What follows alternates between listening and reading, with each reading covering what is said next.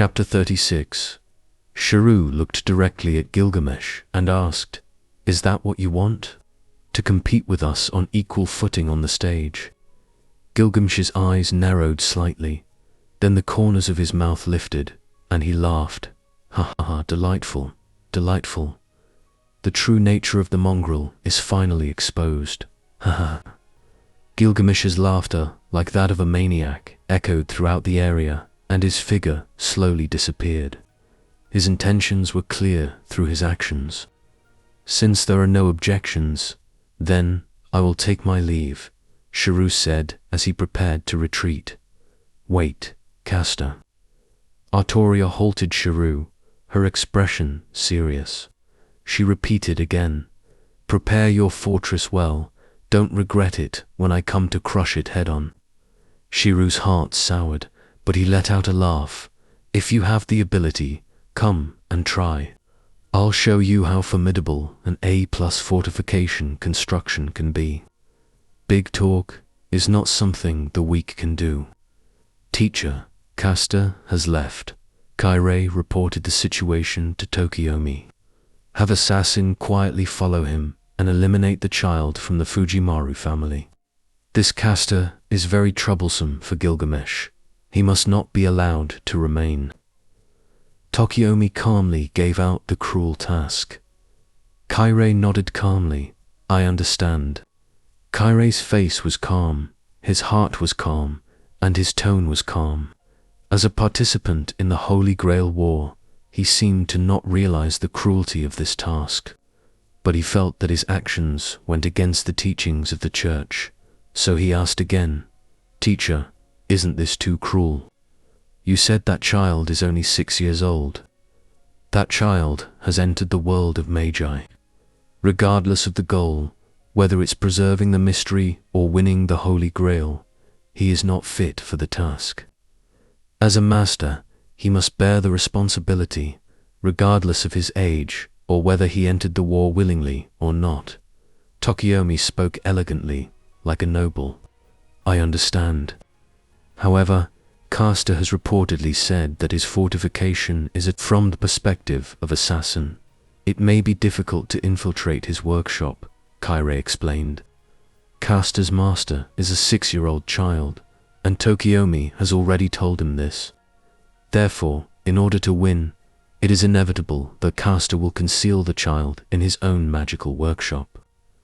Tokiomi addressed Kairei's skepticism by saying, "Caster is known for his devious tactics, so it's hard to tell if what he says is true or false. Additionally, building an A+ rank fortification requires a significant amount of rare materials, and Caster has only been summoned for a little over 2 weeks. Given that his master is a child, it's unlikely that he would have had the time to collect the necessary materials and construct a territory. So, it's likely that the territory he built is just a simple magical workshop. The most important thing to note is that there are many assassins present. It's best to use one to investigate, and, if possible, to probe Caster." Tokiomi's plan is sound, but he failed to consider the emotional impact it would have on the assassin who was discarded. As Tokiomi's disciple, Kairei will work to address this oversight and improve the plan. So he nodded, "I understand." Screaming, wailing, rolling, Byakuya, the man known as the apparent head of the Matu family, had no innate talent for Magecraft. Despite this, he had studied some magical knowledge from a young age and awakened weak magic circuits within his body. However, the magical energy that his circuits were able to produce was not sufficient to sustain the demands of the materialized berserker, Spartacus. His magical energy was being drained away, like a vampire relentlessly sucking his life force. His magic circuits were being overworked unceasingly, sapping his magical energy and making him almost faint. He had several times considered using the final command seals to end the suffering caused by that damned berserker and make it exit the stage. However, not allowed. the true head of the Matu family, who exists only as a worm since his physical body has been destroyed, gave the command. Why? Byakuya, Matu, screamed in agony. Berserker may withdraw, but it won't be at the discretion of the Matu family, Zaukon declared. The Matu family, one of the three families responsible for constructing the Holy Grail War, had participated in every war, including this one. However, Matu Zaukon had already decided to abandon this war and collaborate with the Tosaka family in exchange for Tosaka's exceptional offspring, Sakura. But their plan failed, and they were also discovered by Tosaka Tokiomi while performing their secret technique. The Matu family's magic attribute is water and absorption. They are skilled in creating familiars, and their technique of controlling familiars is based on restraint and control. In the Holy Grail War ritual, the system of summoning servants, Matu's Zogin, who was known as Makiri Zoljin hundreds of years ago, was the one who invented the binding of servants with command seals. At that time, Makiri Zoljin was also a highly respected worm master. The use of worms as familiars was not the problem. The most significant issue was that he was discovered by Tosaka Tokiomi to have hidden his soul in a worm's body in pursuit of immortality, as well as a huge number of questionable worms. That man had a strong sense of dignity and considered himself a noble. Therefore, he condemned Matu Zoken's actions as degenerate for abandoning the traditional Magecraft of the Matu family and instead resorting to Crestworm. The secrets of magical families are strictly forbidden to be viewed by outsiders, and any attempt to do so is considered an act of war. So Tosaka Tokiomi originally had only a basic understanding of the Matu family Magecraft, but did not know its true nature. However, after seeing Matu Zoken's true identity and the Lustworm, he knew that his plan had failed. As long as Tosaka Tokiomi is alive, Matu Zauken will not be able to obtain the long-coveted exceptional successor, and will not be able to achieve his grand plan for immortality. The reason Matu Zauken cannot defeat Tosaka Tokiomi is not a lack of capability on his part, but rather the timing of the situation. At this crucial juncture, Tosaka Tokiomi has summoned a powerful servant, making him an opponent that Matu Zoken cannot currently contend with. This is due to the fact that servants are significantly stronger than magi, particularly Gilgamesh, who possess multiple noble phantasms. As a result, it is imperative that Berserker not be permitted to withdraw. If Tosaka Tokiomi utilizes the servant's power to eradicate the Matu family, without a servant of their own, the Matu family will be unable to defend themselves. Additionally, Berserker's noble phantasm is a major problem and source of concern. Crying Warmonger, the noble phantasm that embodies the heroic rise of the humiliated Spartacus, enables him to convert the damage he takes into magical energy until he reaches his limit and ultimately self-destructs. The self-destruct's massive explosion had the power to decimate a section of Fuyuki City and uncover the Matu family's secret. Should this occur, both the clock tower and the church would direct their focus to the Mato family, with Mato Zauken's secret being revealed to the world. Therefore, it was imperative that Berserker not be allowed to withdraw. At the very least, it must not be brought about by the use of command seals for self-destruction. As for controlling this Berserker, it is a completely hopeless task. The individual known as Spartacus is in a state of confusion and has been assaulting Matu Zauken since the day of his summoning while shouting, "Oppressor." He possesses an rank, unyielding will skill which grants him exceptional physical and mental endurance. To use him, one must rely on command seals to control him, but with an rank, unyielding will. Controlling this formidable berserker with only 2 command seals is impossible for most masters. Fortunately, the Matu family's Magecraft, which is renowned for manipulating familiars, is highly proficient in control and compulsion-related Magecraft. At the same time, Matu Zauken, the creator of the Command Seal system, also has some tricks up his sleeve when it comes to controlling. Therefore, before Matu Byakuya summoned Spartacus, Matu Zarkon made some arrangements so that he could use one command seal to achieve the effect of two command seals for forced control.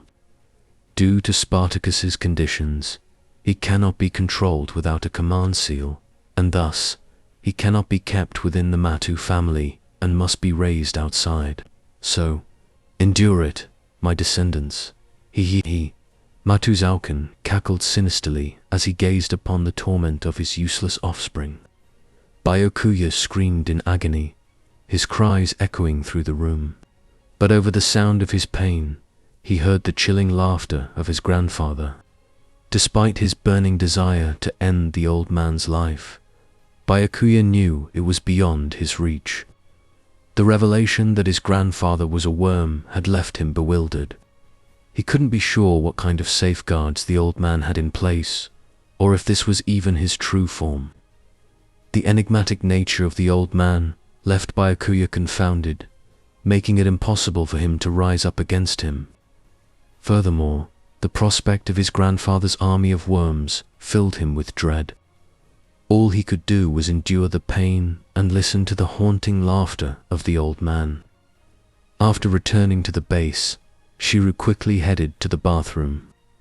Once inside, he closed the door behind him and began shedding his black cloak and leather suit. As he leaned against the wall, he couldn't hold back and proceeded to vomit into the trash can. Shirou's mind was focused on the information he had obtained and the familiar plot.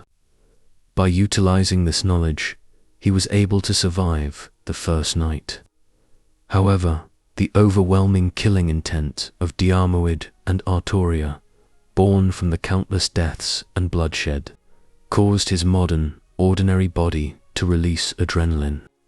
His mind and body trembled as a result, ultimately leading to the physical manifestation of this phenomenon in the form of vomiting. Thankfully, he survived. Despite the severity of his situation, Shirou was still able to survive. But it seemed that everything had returned to the starting point. The timeline had advanced by 1 year, and the warehouse battle had occurred.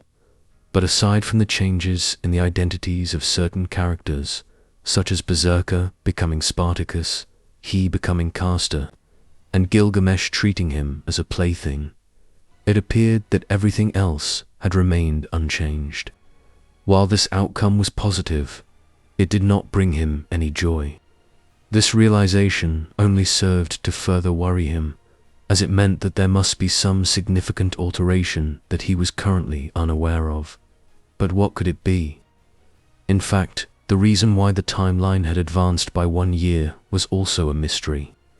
His own transmigration had occurred only a little over a month ago, and his involvement in the world was relatively limited. It appeared that all these changes, everything that happened, was a result of Sakura's defiance of fate and her decision to run away from home. But where was the major alteration? Where was the inconsistency? Where was the source of the change? Shirou had a look of confusion in his eyes. However, perhaps this was for the better. Thanks to these changes, Sakura did not inherit the Matu family, and did not fall into that tragic fate.